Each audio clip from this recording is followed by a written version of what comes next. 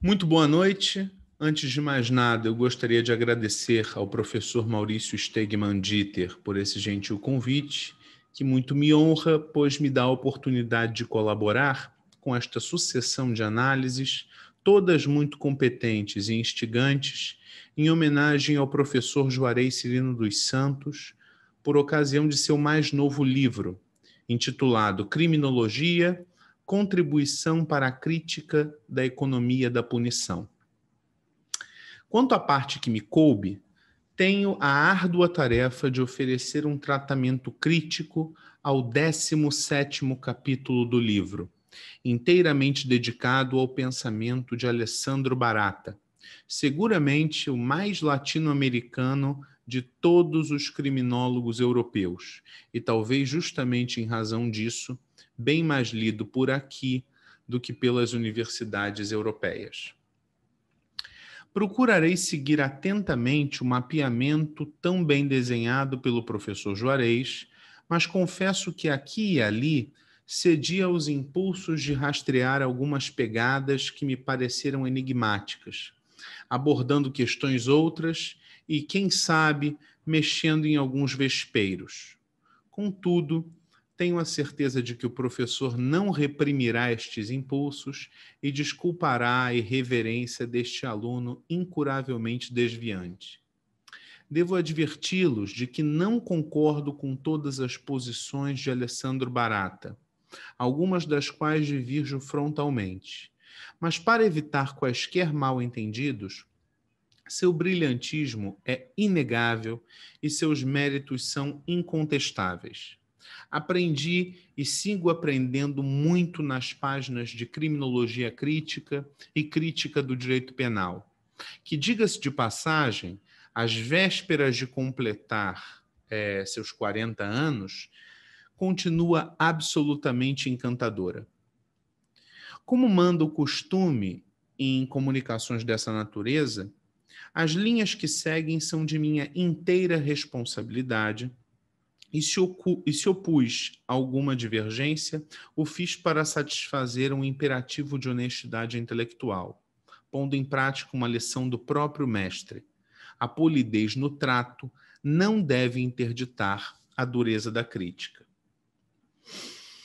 Quanto aos dogmáticos de todo tipo, lembro-lhes a divertida apreciação de Borges, para quem o conceito de texto definitivo não corresponde senão à religião ou ao cansaço. Principiemos com a devida clareza e com a devida franqueza.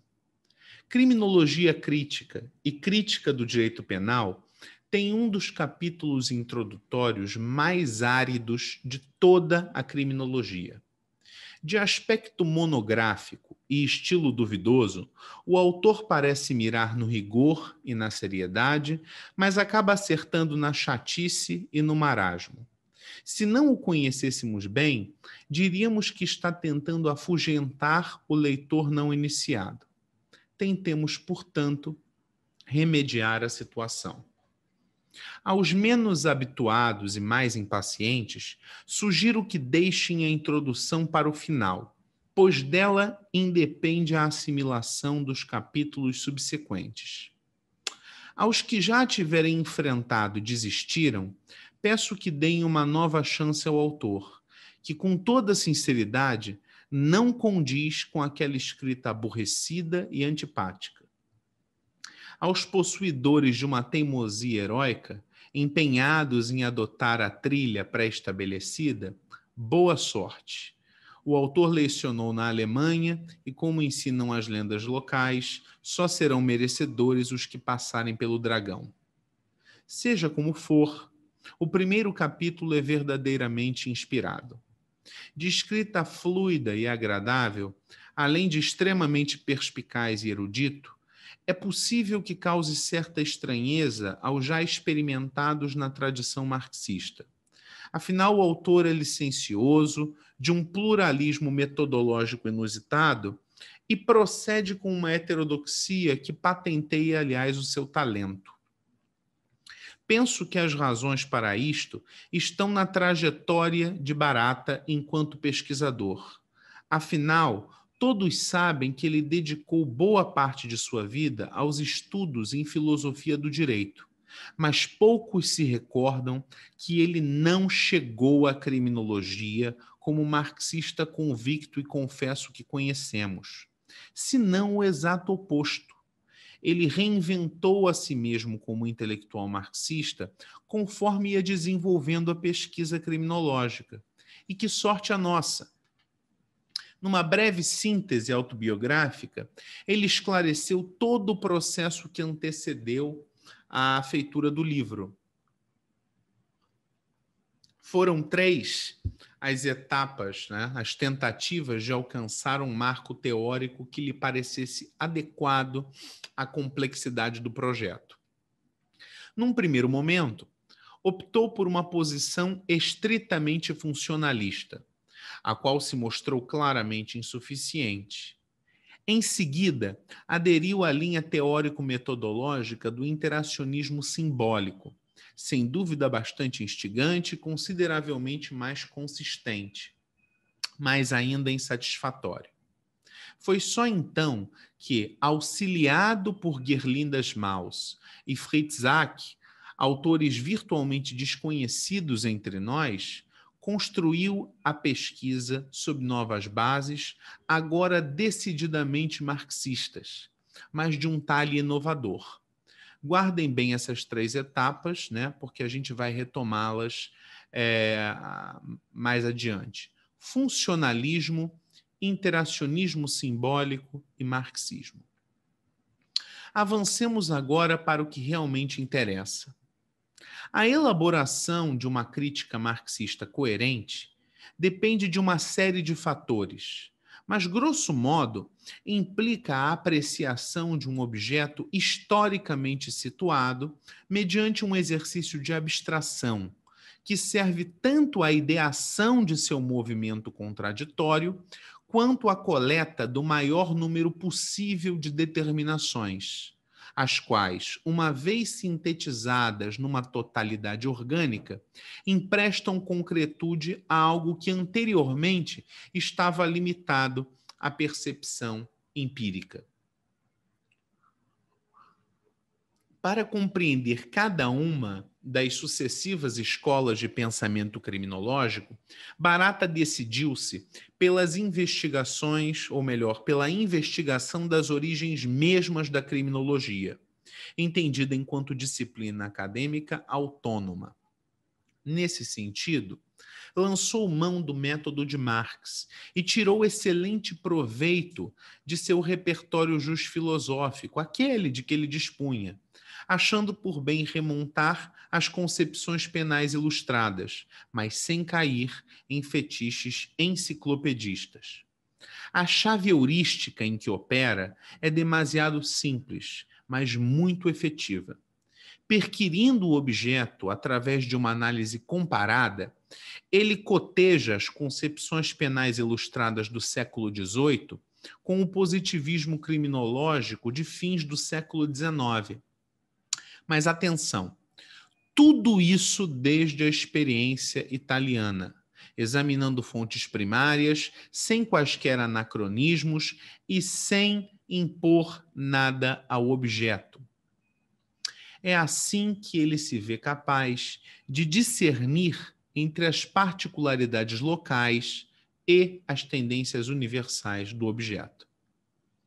De um lado, as concepções iluministas próprias de uma consciência burguesa em estágio de franco amadurecimento.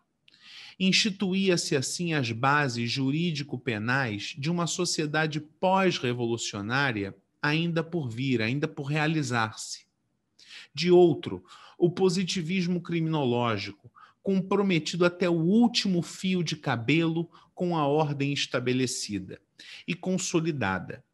Almejava-se assim contribuir com o processo de modernização e atualização da parafernália jurídico-penal através, mediante a elaboração de uma nova ciência, rejeitando elucubrações metafísicas e investigando as causas do comportamento desviante.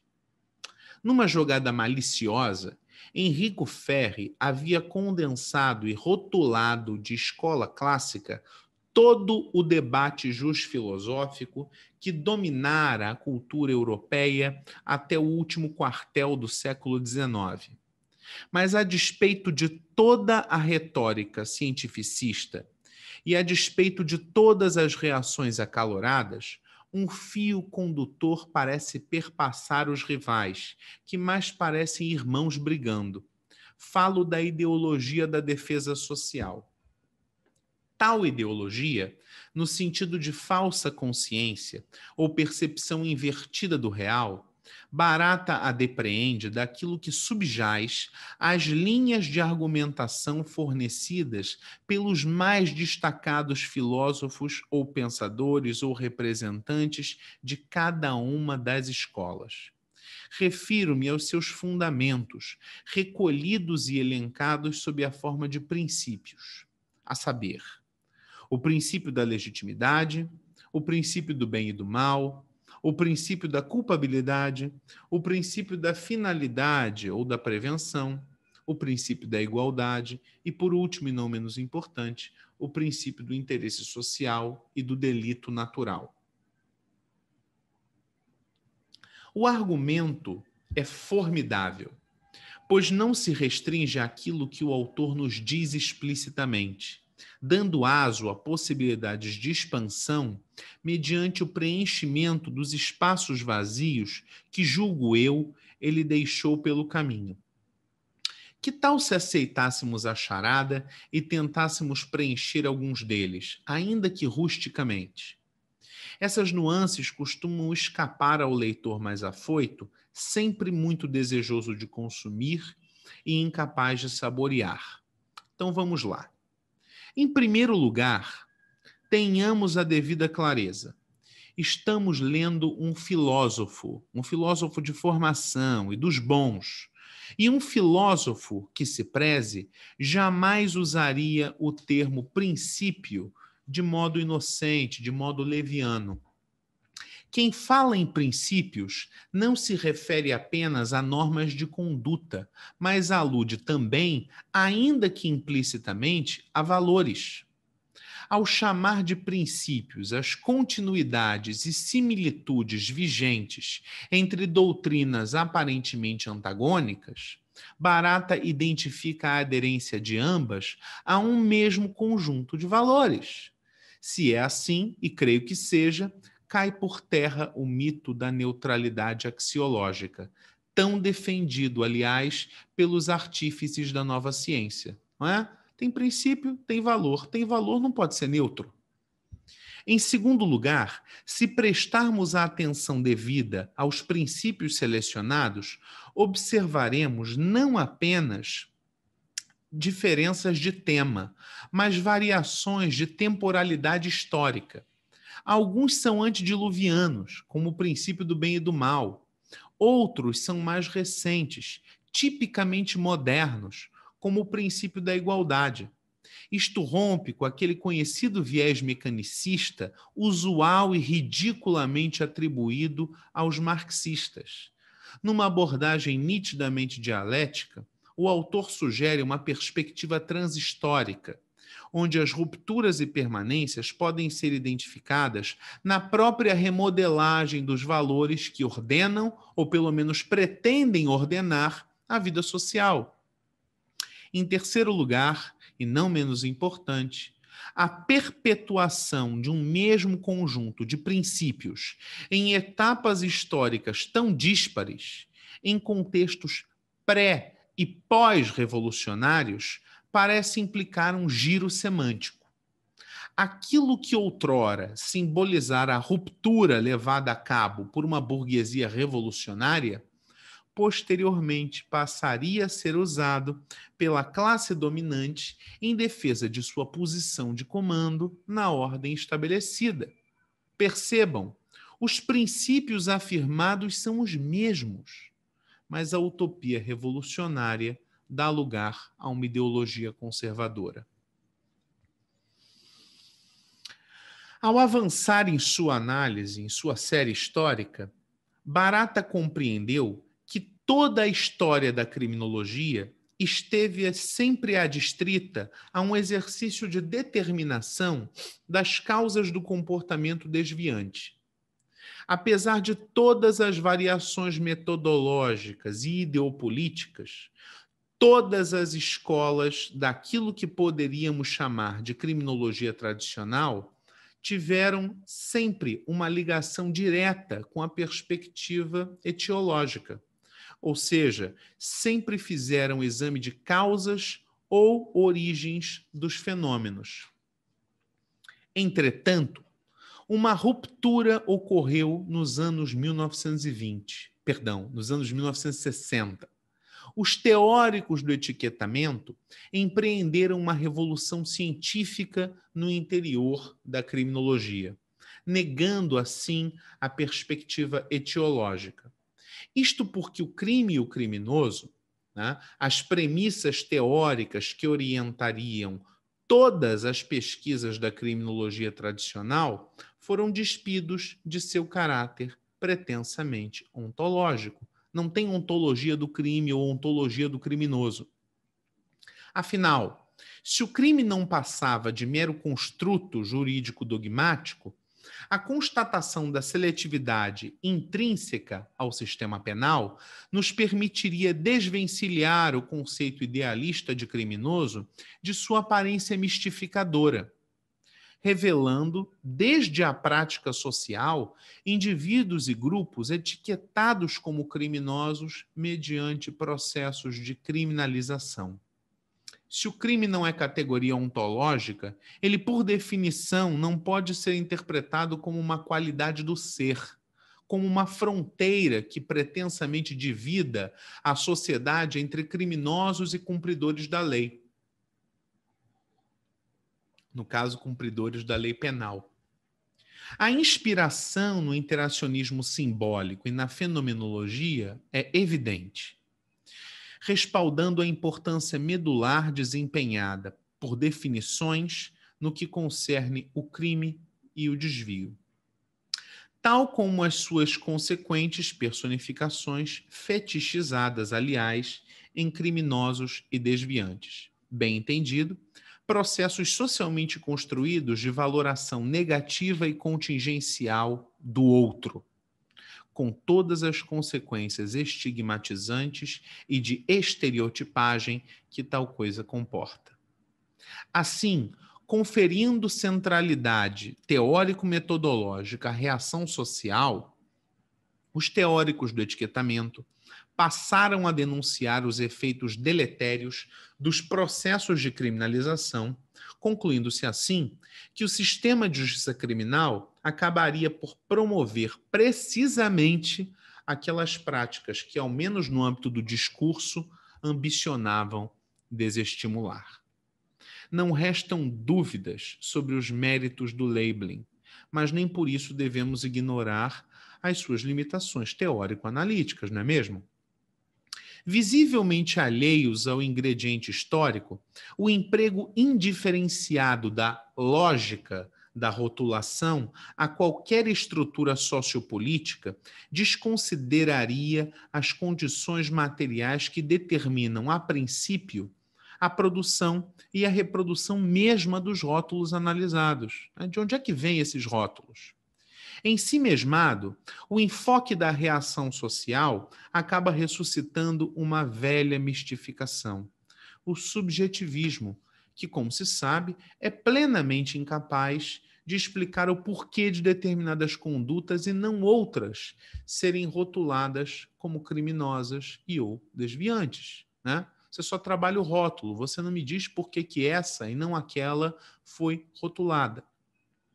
Finalmente, não espanta que negligenciem cabalmente o papel desempenhado pelos processos de criminalização na reprodução das relações de produção vigentes.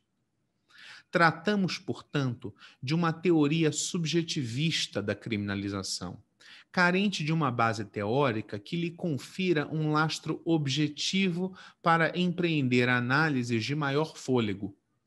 Contudo, se apropriada pela teoria social marxiana, tal perspectiva se torna um importante instrumento teórico-metodológico que adensa e complexifica as linhas de análise. Eis o marco teórico, meus amigos, de Alessandro Barata. O muito bem chamado marxismo-interacionismo, que passou a construir e constituir um modelo de desenvolvimento de uma criminologia crítica. E como o próprio mestre fazia questão de lembrar, abro aspas, a coisa mais importante na investigação empírica é o marco teórico desde o qual se constroem as hipóteses e o marco teórico do qual se interpretam os dados empíricos, certo?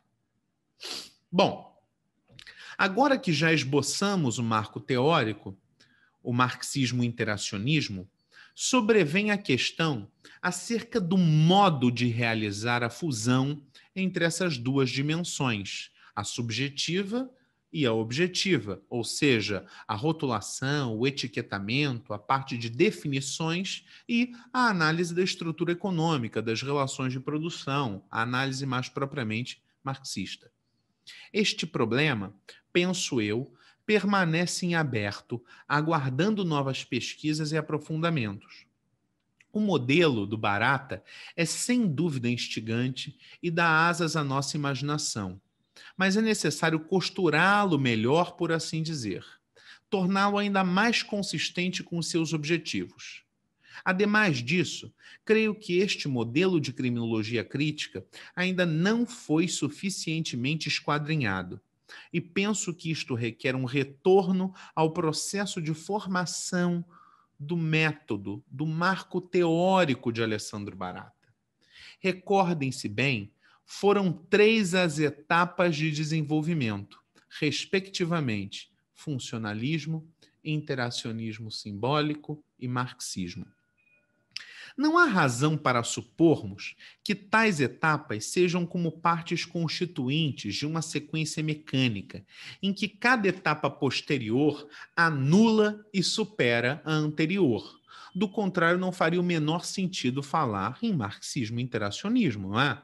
A terceira e a segunda etapa teriam se fundido uma à outra. Tem uma hipótese interpretativa que considero um tanto ousada, mas que, se vejo bem, guarda coerência com o texto. Minha posição é de que o marxismo-interacionismo de Barata é costurado, ainda que parcialmente, mediante um recurso apreendido e conservado desde a etapa inicial de sua pesquisa, a explicação funcional, a qual, antes que alguém o acuse, não é monopólio dos funcionalistas. A começar da introdução, e por isso não podemos esquecê-la, Barata discorre sobre a distinção artificial entre as instâncias micro- e macrosociológicas, sinalizando que apartá-las uma da outra comprometeria a análise. Investigação empírica e construção teórica devem sempre caminhar de mãos dadas. É em vista disso que ele não está apenas preocupado, Barata, bem entendido, em delimitar o espaço de atuação de uma sociologia especial. Abro aspas, vejam o que ele diz. Mas também, e talvez mais, o problema da relação funcional e, portanto, explicativa dos fenômenos estudados na área assim circunscrita, com a estrutura socioeconômica global de que fazem parte. Fecho aspas. Ora, as funções de uma coisa são aquilo que a coisa faz, isto é, a coleção de processos que nela ocorrem. Nesse sentido, uma explicação funcional requer que o cerne da análise sejam as consequências de um dado conjunto de fenômenos empíricos, o que acaba fazendo dela, vejam bem, o exato oposto de uma explicação etiológica. Pois enquanto essa última cuida do exame causal explicativo, aquela, a explicação funcional, cuida das consequências do fenômeno investigado. Penso que esse tipo de explicação acabou conquistando o mestre. e não admira o prestígio que em sua obra aproveitam os conceitos de função manifesta e função latente, a dialética entre funcionalidades e disfuncionalidades sistêmicas, e assim por diante. É por intermédio dessas categorias que Barata é capaz de explicar o porquê de a pena de prisão, um fracasso retumbante, ainda constituir o núcleo de todos os projetos institucionais de política criminal. É porque ela só é um fracasso naquilo que tange as funções manifestas, mas é um sucesso apoteótico se considerada à luz de suas funções latentes. Temos claramente aqui uma explicação funcional. Aliás, agora que parei para refletir sobre o tema e enquanto escrevo estas linhas, descubro as raízes de minha afeição irrevogável por Robert Merton. Sempre o li pelas lentes de Alessandro Barata, o que me permitiu depurar o entulho ideológico e realçar as potencialidades teórico-analíticas que, convenhamos, não são nada poucas. À guisa de conclusão e para não extrapolar o horário, uma breve nota crítica.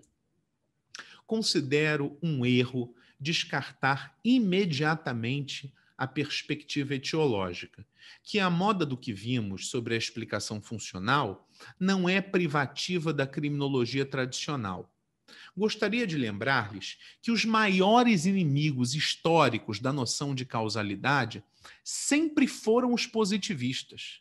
E isto de Auguste Comte ao Círculo de Viena, o que faz do positivismo criminológico, numa deliciosa ironia da vida, um tipo de desviante no interior de sua própria tradição. Concordo que crime e criminoso não são objetos ontológicos, e justamente por isso seria uma tolice tremenda tentar imputar-lhes uma ou múltiplas causas. Todavia, os processos de criminalização são, sim, categorias ontológicas. São formas de ser e de existir da sociedade burguesa, assegurando a sua reprodução.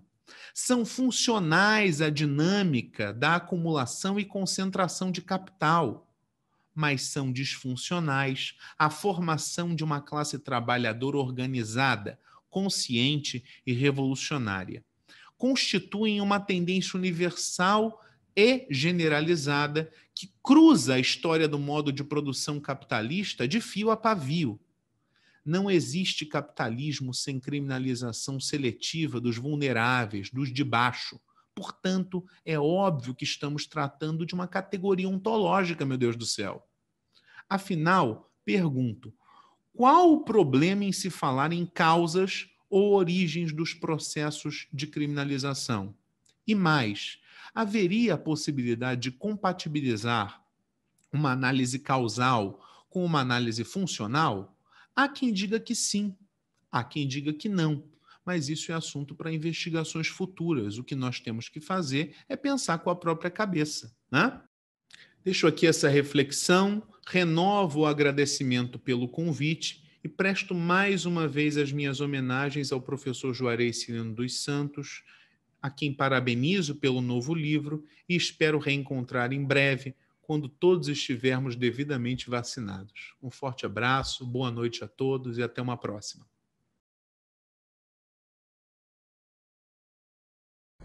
Todas as homenagens, absolutamente todas elas, serão pequenas diante da importância que o professor doutor Juarez Cirino dos Santos tem para todos nós. O Juarez, que é pai intelectual de uma geração de pessoas, de uma geração de professores, de estudantes. Juarez, que é inspirador, né? Juarez, que com a sua forma de pensar e de falar transformou tantas realidades. E eu destaco no professor Juarez duas características que me chamam muita atenção. A primeira delas é que é alguém que, com a capacidade invulgar, transita na dogmática, na criminologia e na política criminal. E a segunda, a sua capacidade de articular pensamentos críticos e a sua capacidade de fazer metacríticas, enfim, da sua capacidade de pensar. Professor Juarez, em meu nome e em nome de uma geração de estudantes, de professores, de penalistas, de criminólogos, muitíssimo obrigado por tudo que o senhor construiu, constrói e ainda construirá de pensamento científico e de saber. E muito obrigado pelo convívio, pela sensibilidade, por tudo. Um grande abraço, mestre.